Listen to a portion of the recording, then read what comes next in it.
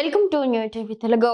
Senior నటుడు నట కిరీటి రాజేంద్ర ప్రసాద్ మరోసారి తన మాటలతో వివాదంలో చిక్కుకున్నారు.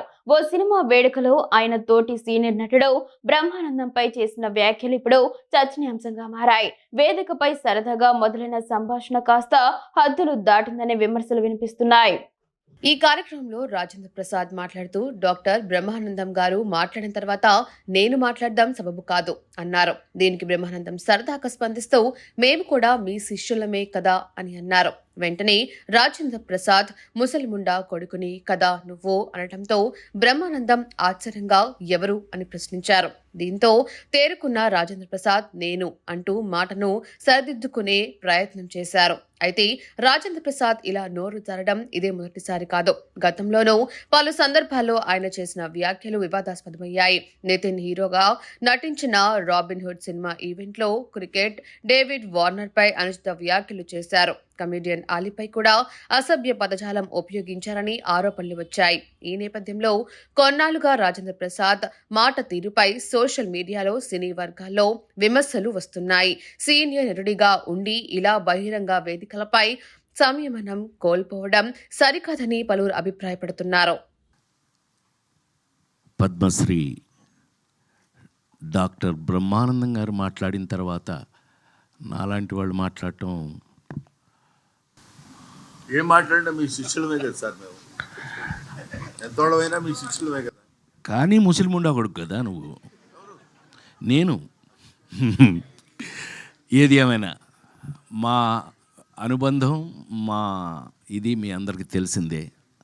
అహనా పెళ్ళంటి సినిమా జంజాల్ గారు బా ఆ రోజులు ఇది వేరు.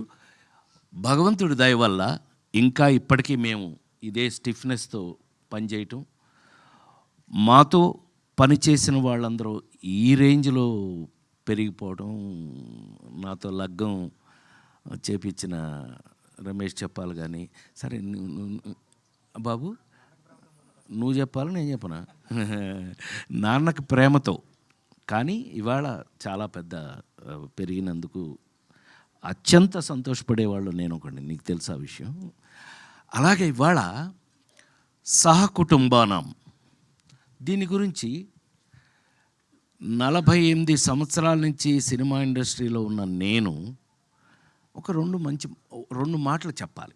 ఎందుకు అనంటే, ఎస్, ప్రతి సినిమాకి ప్రాణం పెట్టి పనిచేస్తాం, చేస్తేనే ఇంతకాలం ఉంటాం, లేకపోతే ఎప్పుడో ఇంటికి పంపించేస్తారు. అందులో మొహాటం ఏమీ లేదు.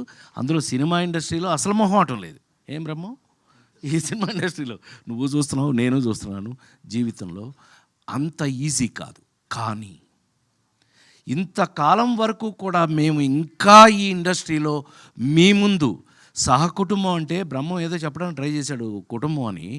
యాక్చువల్గా మీరందరూ ఎవరు జర్నలిస్ట్ కుటుంబం నన్ను ఇన్ని సంవత్సరాల నుంచి సొంత బిడ్డలాగా కాసుకుంటూ వస్తున్నారు మీరందరూ. అందుకే నేను ఇప్పటికీ ఇలాగే ఉన్నాను. చప్పట్లు కొట్టచ్చు. కొంచెం అందరూ షాక్ అయ్యారులే, అది విషయం.